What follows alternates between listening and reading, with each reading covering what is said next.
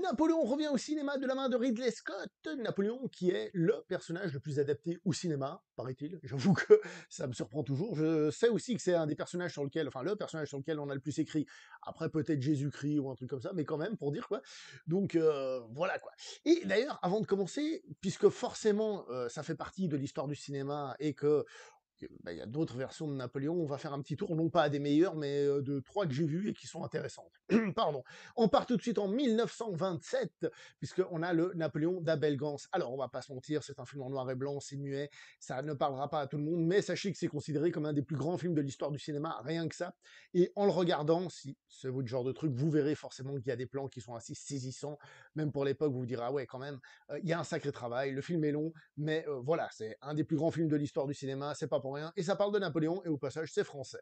Je profite pour vous dire aussi qu'il y a des vidéos sur YouTube que vous trouvez de la Cinémathèque française sur la restauration, sur comment ils ont bossé ça, c'est absolument passionnant, même si parfois ils vous parlent chinois, ça reste passionnant sur tout le travail que c'est de retrouver ce genre de film, de retrouver le montage, etc. C'est assez fou.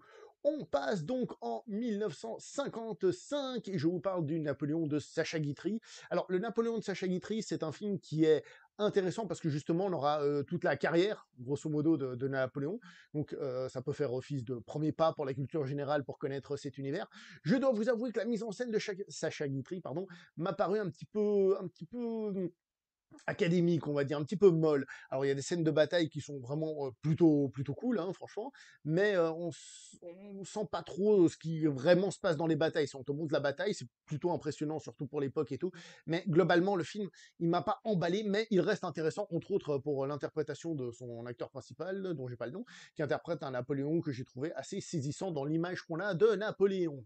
On passe en 1970, et là on part dans une production italo-russe puisqu'il y a Dino De Laurentiis à la production, et russe, parce qu'il est réalisé entre autres par, comment il s'appelle, Sergei Bondarchuk, qui nous fait un film basé sur Waterloo, et il s'appelle Waterloo. Et le film est impressionnant. Vous savez que moi j'adore les batailles. Ce film est impressionnant côté bataille. Pourquoi? Parce qu'ils ont eu je sais pas combien de figurants de l'armée russe pour tourner ça, et c'est juste magnifique. La moitié du film c'est la bataille, hein, mais franchement c'est juste du petit bonheur à tartiner, comme on disait à l'époque à la télé.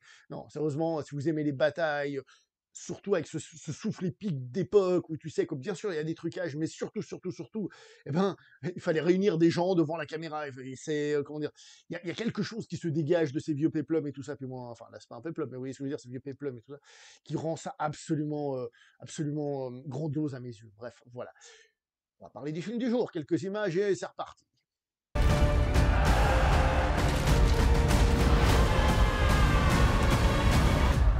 À moi. Le film est réalisé par Ridley Scott, un Anglais, un ennemi de Napoléon, les Anglais. Ouh là, qu'est-ce qu'il va nous faire cet Anglais aux États-Unis? Ouh là là, ouh là là là là. Film produit pour Apple TV, hein, Apple TV, qui va avoir droit à une version super longue, paraît-il, de 4h10. Donc, ce qui veut dire que la version du film que l'on a, c'est une version raccourcie, et ça nous fait évidemment penser à ce qui s'est passé à l'époque de Kingdom of Heaven, où on avait un film au cinéma, valable, pas valable, et ensuite il y avait la version longue qui en rajoutait beaucoup. Et là, on a à nouveau ce principe-là. Est-ce que le film va finalement sortir? Est-ce qu'il sera disponible? On l'espère évidemment, mais peut-être qu'il y a d'autres choses qui rentrent en ligne de compte, comme le succès du film.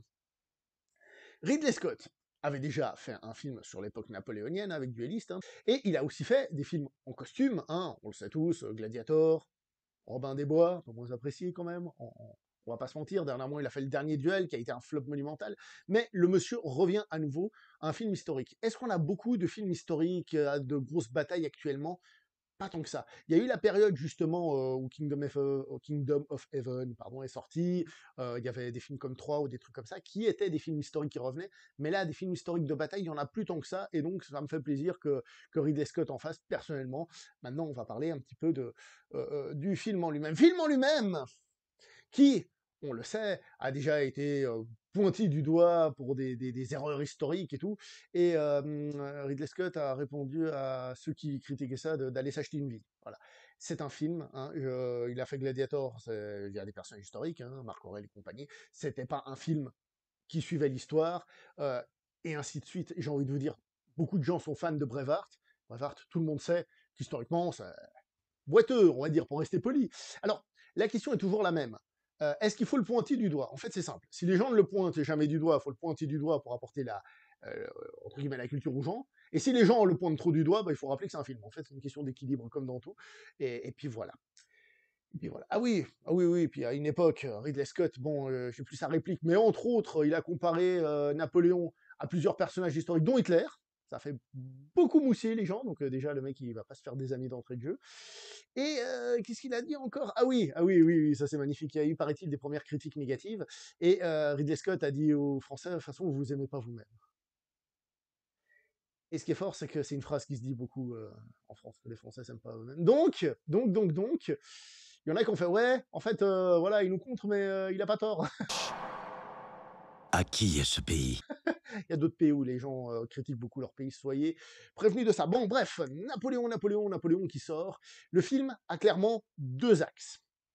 L'axe romantique, on va le dire comme ça, la relation de Napoléon et Joséphine, qui est très importante dans le montage qu'on a actuellement au cinéma, et sans doute dans le film, et un autre axe, qui est l'axe, j'ai envie de dire, historique avec un grand H, entre guillemets, c'est-à-dire historique, la politique, les batailles et tout ce qui vont avec.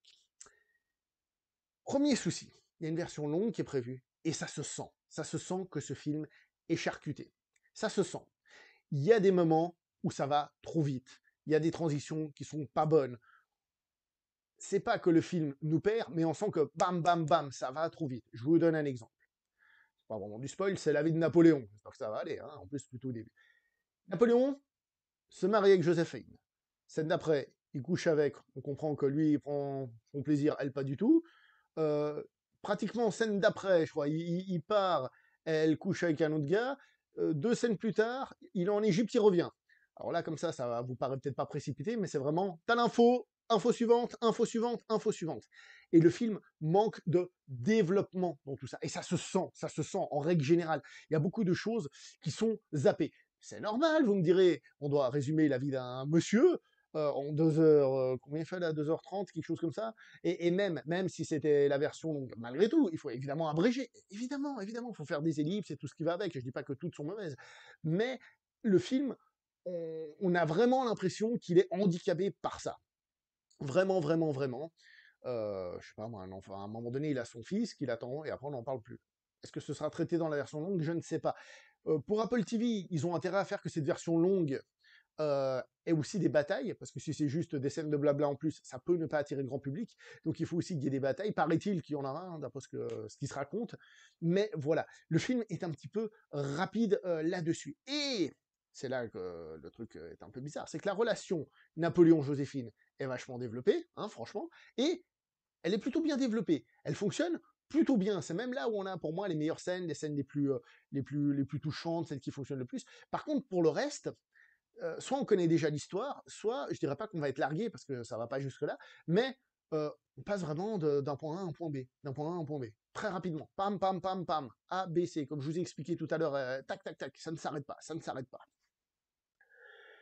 Ridley Scott, l'anglais, beaucoup de gens avaient peur qu'il fasse un film dans lequel on a une vision de Napoléon qui n'est pas la vision française, c'est-à-dire la vision du grand empereur, du grand conquérant, blablabla.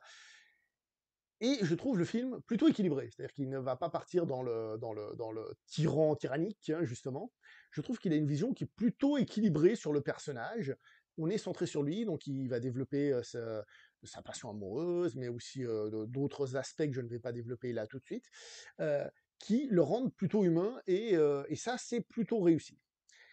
Il y a juste un truc, c'est qu'à la fin, on a des surimpressions, hein, vous savez, les écrans de fin, tac, et tu te dis, mais je suis pas sûr d'avoir compris du coup, parce que ce que tu dis à la fin semble indiquer que le film voulait dire autre chose en fait. Et c'est un petit peu bizarre. Est-ce que cette version longue va être la version qui va tout régler? Peut-être, mais là on s'en fout, hein. Le film, au niveau de sa photo, de sa colorimétrie, il est vachement gris. Alors ça c'est vraiment subjectif ce que je vais dire. J'ai pas apprécié le fait qu'il soit très gris. J'ai trouvé que c'était un peu plombant, un peu plombant. Surtout que j'ai pas trouvé que ça apportait spécialement quelque chose, à part peut-être d'être plus en accord avec notre époque, une époque où tout ce qui est coloré, tout ça, c'est plus trop d'actualité. Mais j'ai trouvé ça un petit peu plombant. Alors, c'est pas dégueulasse, hein, mais voilà. tout n'est pas gris non plus, hein, quand il y a du soleil, il y a du soleil, mais globalement, c'est un petit peu ce qui s'en dégage et pas été le plus convaincu de l'univers par ça. La mise en scène en elle-même, par contre, il n'y a rien à dire. Hein. Sur les batailles, je vais dire des trucs, mais il n'y a rien à dire. Je veux dire, Ridley Scott, c'est quand même un mec qui sait placer sa caméra et qui sait filmer. On peut apprécier plus ou moins certains de ses films, on peut le critiquer sur plein de trucs, mais c'est quand même quelqu'un qui n'est pas quelqu'un qui ne sait pas faire. Vous voyez ce que je veux dire? C'est quand même quelqu'un qui a ce talent. Et donc, quoi qu'on en dise, c'est globalement bien filmé. Il y a quand même quelque chose, il y a du cinéma dans ce film. Et ça, on peut pas le nier. Il y a quand même du cinéma. En ce qui concerne les scènes de bataille, les scènes de bataille. Et d'ailleurs, pas que les scènes de bataille en fait. En fait, il faudrait que je vous explique tout directement. J'ai malgré tout ressenti une sensation, un peu comme si le film manquait de budget. Il a coûté, je crois, dans les 200 millions, mais j'ai un peu cette sensation que le film, il n'arrive pas à vouloir montrer ou représenter toute la grandeur de ce qu'il voudrait. Ça ne veut pas dire qu'il n'y en aura pas des armées et tout ça, hein. Il y en aura. Et je vous dis ça, mais c'est une sensation discrète, là, ce que je vous dis. Là où ça se sent plus, c'est sur les champs de bataille. Sur les champs de bataille, tu sens le côté fake, c'est-à-dire le côté reproduction de soldats et tout ça. Moi, ça ne me dérange pas dans certains films, mais là, je ne pouvais m'empêcher de me dire « Ah, c'est dommage, j'ai l'impression que ça manque d'ampleur, j'ai l'impression que ça manque de figurants, que...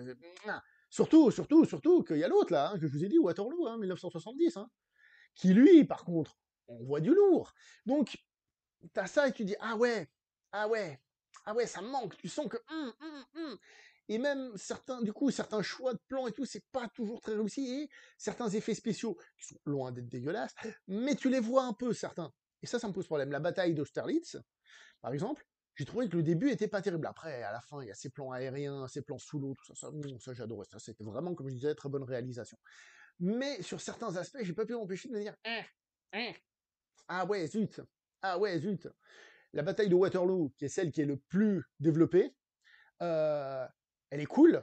Ça vaut pas celle du film, je trouve, mais elle est cool, elle est plutôt longue.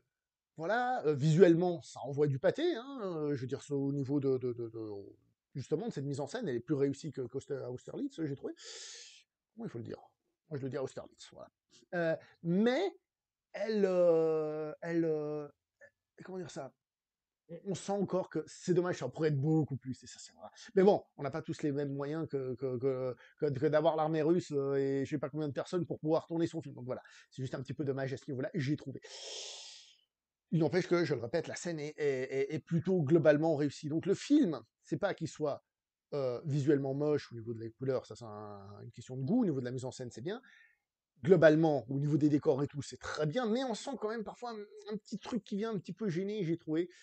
Et je trouve ça un peu dommage. En ce qui concerne les batailles, il y a un autre truc qui va un peu avec la vitesse du scénario. J'ai trouvé que, comme le film va trop vite un peu dans tout, les batailles ne mettent pas en avant son aspect génie militaire. Je ne suis pas du tout un expert dans son génie militaire, mais les batailles sont un petit peu, d'un point de vue scénaristique, j'ai envie de dire, un peu plan-plan. C'est pour la mise en scène qu'on dit ça, mais je veux dire, c'est un peu simplet. Et c'est dommage. On n'a pas les petites subtilités de savoir pourquoi on reprend l'avantage et tout ça, bref. Voilà, qu'est-ce que vous voulez, c'est comme ça. Et ça, donc, comme je vous ai dit, le fait que le film, on ait l'impression qu'il passe trop vite d'une chose à l'autre, ça se ressent aussi partout. Et, alors, il y a le Napoléon amoureux, le Napoléon politicien, mais j'ai trouvé qu'on n'arrivait pas vraiment à cerner toujours ce qu'il avait vraiment au fond de lui. On nous le présente, j'ai trouvé un peu comme une espèce de personne un peu renfermée sur lui, un peu particulier, puis après il s'ouvre un peu, et j'ai trouvé qu'on ne ressentait pas. En tout cas, moi, je n'ai pas ressenti. Bon, j'avoue, je pars avec un handicap, ça il faut que je vous le dise quand même, hein, pour être tout à fait honnête, c'est que Napoléon, c'est pas un personnage qui me fascine. Il m'a jamais spécialement fasciné. C'est-à-dire que, ok, mais il y a d'autres personnages historiques qui me parlent beaucoup plus, hein, ou d'autres chefs militaires et autres qui me parlent beaucoup plus. Lui, il a son importance, c'est pas ce que je suis en train de dire, hein, mais du coup, j'ai trouvé que ça restait tout un peu à mi-chemin. On met pas non plus en avant tout ce qu'il a amené en France de nouveautés, tout ça, à quel point il a modernisé la France à son époque, qui d'ailleurs, certains trucs sont toujours d'actualité. Donc, le film reste comme ça à mi-chemin. Et du coup, l'interprétation de Joaquin Phoenix, est-ce qu'elle est bien? Écoutez, elle est bien, mais alors, c'est pas est-ce qu'elle est bien, est-ce qu'elle correspond à l'image qu'on s'en fait, etc. C'est pas tout ça. C'est plutôt, d'ailleurs, on savait que c'était un des points sur lequel ça allait différer. Elle est bien, mais du coup, j'ai pas réussi à rentrer en empathie avec le personnage, que ce soit dans ses ambitions, dans sa tristesse, etc. À certains moments, on comprend quand même, hein, en relation avec Joséphine. Mais globalement, j'ai eu de la peine à rentrer en empathie, à comprendre le personnage. Le film souffre aussi d'un truc, c'est que la relation Joséphine-Napoléon est développée, et sur le reste, comme ça va trop vite, bah, il n'y a même pas, je veux dire, un tissu autour, c'est-à-dire même les personnages secondaires, même ceux qui pourraient apporter quelque chose sont traités trop rapidement. Et je pense que même le temps qu'on va rajouter au métrage, c'est-à-dire quoi, un peu moins de 2 heures, un truc comme ça, je suis pas sûr que ce soit assez pour tout combler, hein, vous voyez. Mais bon, c'est le fantasme, hein, tant que c'est pas sorti, on y croit. Mais ça manque aussi d'humanité, puisqu'il n'y a pas de personnage autre que Napoléon. Et voilà. Donc en gros, je vais pas vous mentir, c'est une déception. Même si, comme je dis, je suis pas le plus grand fan de Napoléon. C'est une déception, mais ça reste quand même un film historique à voir au cinéma avec de l'action et tout ça. Puis, si, voilà, je suis parti. Comment je vais appeler ça? Zone spoiler. C'est pas que je vais faire du spoiler, mais il peut y en avoir. Bon, la vie de Napoléon, tout le monde la connaît. Je vais pas développer 36 000 trucs, hein. Je vais juste dire que donc cet écran de fin, il nous montre les différentes batailles et le nombre de morts. Et tu te dis, mais en fait, quel est le but caché du film? Et ça, c'est une question que je vous pose, hein, vraiment. Quel est le but caché du film? C'est quoi le but de ce film? Quelle est l'ambition réelle de ce film? On nous montre un Napoléon plutôt équilibré, qui propose la paix, qui fait la guerre, qui est amoureux. Je veux dire, il a ses défauts, il lui faut un gamin, etc., etc. Mais globalement, on a un Napoléon qui est traité loin de la vision, justement, avec sa déclaration, loin du tyran, etc. Donc, why not? Mais à la fin, on arrive, on nous dit, hey, il a quand même tué, je sais pas combien. Ouais, c'est la guerre en règle générale. Euh, je veux dire, oui, ok, c'est peut-être pour nous dire à cette période, il y a eu autant de morts, mais c'est quoi le but? C'est de nous dire que le mec est un assassin à la fin? Quel est le but réel du film? Est-ce que le but réel du film, ça mériterait une révision, ne serait pas de se moquer d'une certaine manière, peut-être de ce genre de film, mais peut-être aussi de cette époque où on mettait comme glorieux des gens, à raison ou à tort, qui se faisaient la guerre, mais qui s'entretuent. On ne parle pas d'événements récents pour lesquels on n'a pas encore assez de recul, et peut-être qu'on n'en aura jamais de notre vivant, pour juger la chose. Est-ce que finalement, il n'est pas en train de dire, oui, oui, mais finalement, c'est des morts, et c'est la guerre, et c'est pas bien, et que c'est une période de massacre, et que c'est pas bien? J'avoue que je ne sais pas trop ce que ça représente. Où est-ce qu'il veut en venir avec ça, finalement? Et ça m'a perturbé sur tout le film.